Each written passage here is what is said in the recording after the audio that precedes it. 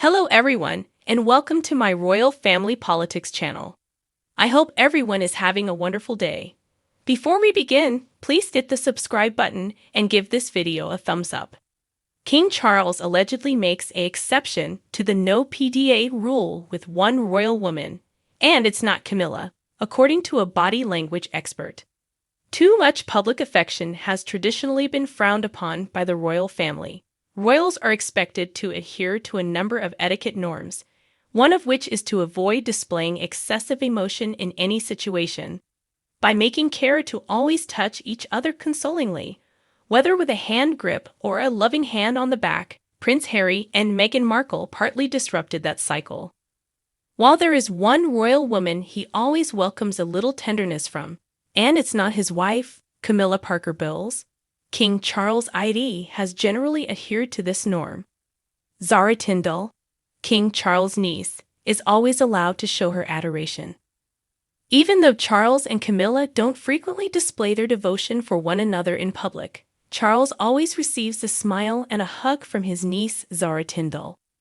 Princess Anne and her husband, Mark Phillips, are the parents of Zara. Charles and Zara have always been close, and according to body language expert Judy James, Charles always welcomes Zara's niece's sweet attention. Charles' body language in public tends to see him avoiding any PDAs, but with two telling exceptions, James noted. Charles definitely enjoys receiving hugs from Zara Tindall and her very passionate gestures, since she is always at ease and very demonstrative with him in public. Zara and Charles have been seen cuddling and sharing cheek kisses in public, and their relationship seems to be one of adoring uncle and niece. James said that Zara brings out some of the best body language in Charles. According to rumors, Zara is close with a number of the royals, including Kate Middleton. Zara and Kate's public body language, according to James, suggests strong friendship behind the scenes. In recent years, the royal PDA rule has become more lax. The royals were forbidden from making public shows of affection for a very long time. Kissing, holding hands, and other mild displays of affection were seen as unprofessional and failed to live up to the royal standard of what was proper. Prince Harry and Meghan Markle, who frequently flouted the law and strolled around holding hands in public, altered that.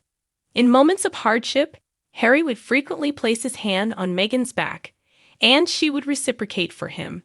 The public liked the couple's surprisingly warm interactions with one another, and Prince William and Kate Middleton even imitated Harry and Meghan's behavior after the Sussexes retired from their royal duties. William and Kate used to present a highly professional front in public, but they now frequently display modest signs of affection.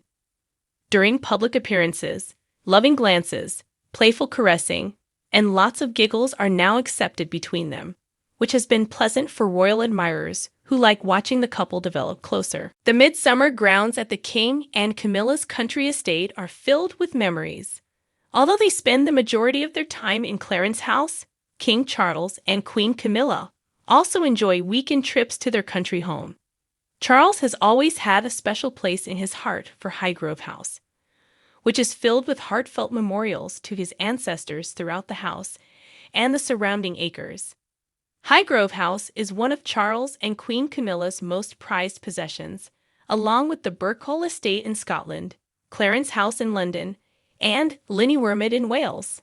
The King frequently retreats to the Gloucestershire Estate when he is released from his obligations in the British capital. Charles is probably going to visit the picturesque location this summer, even though he has been busy since his coronation establishing himself as the leader of the British monarchy. Tetbury is surrounded by greenery, and there are plenty of places to rest and unwind on its amazing 353 acres of property. The King is quite attached to the estate, which is steeped in family history, but it's the cherished gardens that house some of the most moving memorials to earlier members of the royal family. Prior to his union with Princess Diana, Charles bought the estate when he was still the Prince of Wales.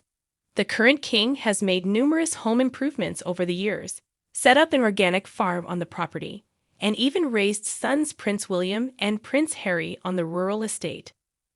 The stunning home was allegedly constructed for the Crawley-Bovey family at the very end of the 18th century by the architect Anthony Keck. It was acquired by a barrister named William Yapman in the 19th century, then went through a number of owners before being purchased by the Duchy of Cornwall in 1980.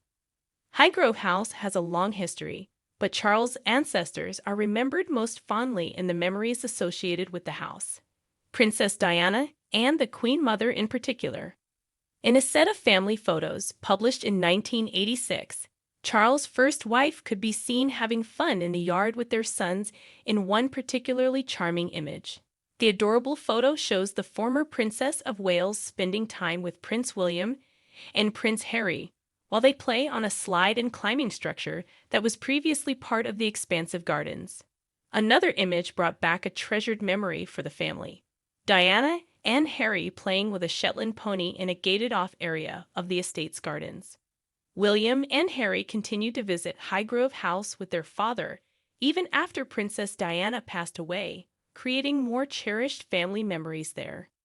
Visitors can find a variety of wildlife habitats, a cottage garden, a sundial garden, and a thyme walk, an avenue adorned with fanciful topiary, in the acres of lush countryside that surround the home. At the location, there is a wildflower meadow as well as well-tended areas, each with a meaningful purpose. The king has always been a keen gardener and has been involved in some stunning designs that encapsulate interest in sustainability, stated Chris Bonnet of Gardening Express.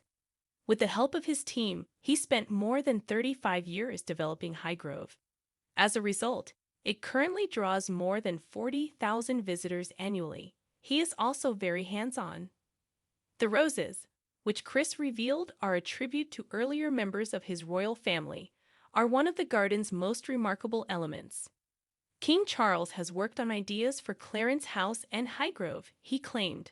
The Queen's mother, his late grandmother, is honored by having roses planted in the garden's formal areas. Charles made sure to preserve many of the house's original features after buying it many years ago. The grounds are now a family destination for the King and Queen's own grandchildren, despite having earlier served as the primary location for the young Prince William and Harry's childhood. Even a shot honoring Charles's 70th birthday used the exclusive property as the backdrop. He was seen putting in a lot of effort in the green areas surrounding the £3.9 million home. The 6 endearing nicknames Kate, William, and their kids used to signify their relationship. While out and about on royal trips, members of the Wales family are frequently overheard calling one another by their pet names. Prince William and Kate, Princess of Wales, who will one day rule as king and queen, continue to refer to their 3 children, Prince George, Princess Charlotte, and Prince Louis, by their adorable nicknames. The royal children are just as casual with their papa and mummy, as they demonstrated when they spoke out about their endearing family dynamic earlier this month during the Big Help Out. On May 8, the entire family participated in a national day of volunteering by working on improvements at the 3rd Upton Scouts hut in Slough, not far from their Windsor home. William and Charlotte could be heard calling Kate Mummy throughout the day as she watched over the kids during their day of activities. When they are in front of their kids, Louis refers to her as Mama, and Kate refers to William as Papa. When making marshmallows over an open flame, Kate once referred to her youngest child as Lou Bugs and instructed him to pop that in the fire, Lou Bugs. In addition, the Princess of Wales referred to Louis as her poppet and commended him for working hard to assist his siblings with excavating and painting. Charlotte's father, William, came up with an especially endearing and outlandish nickname for her. The 3 Wales children can be seen running around the gardens in a video from Kensington Palace that shows the family attending the Chelsea Flower Show in 2019. At one point, William screams for his daughter. The French word mignonette, which means small, sweet, and delicate or cute, is how the prince referred to her. On another outing, Kate was overheard telling a bystander that she calls her baby Lottie, a straightforward yet traditional diminutive of Charlotte. At Queen Elizabeth's funeral last year, Princess Charlotte was seen advising Big Brother George to follow etiquette, giving credence to the rumor that she runs the Wales home. George and Charlotte accompanied their parents as they observed the procession of their great-grandmother's casket to Windsor Castle through the streets of London. As the Queen's casket passed by, Charlotte was reportedly heard saying to her older brother, telling him, "You need to bow," according to the Mirror. Both of the siblings could be observed honoring royal custom by bending their heads in Her Majesty's presence.